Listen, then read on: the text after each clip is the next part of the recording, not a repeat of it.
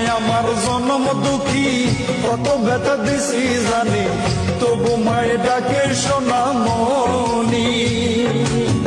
শিশুকালে দুঃখ পাইলে কান্দে আমায় নিত।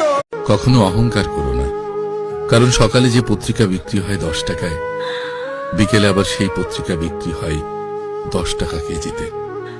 অপেক্ষা শুধু সময়ের, মনে রাখবেন। সবচেয়ে সুন্দর প্রতিশোধ হলো কারোর প্রতি কোনো রকম অভিযোগ, অপবাদ, ক্ষোভ, ঘৃণা না রেখে জাস্ট তাদের ভুলে যাওয়া।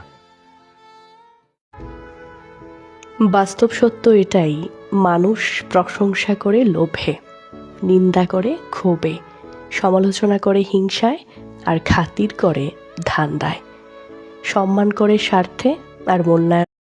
বাবা তুমি কেমন আছো ছোট্ট মাটির ঘরে, তোমার কথারই হৃদয় মাঝে পড়ছে বারে বারে।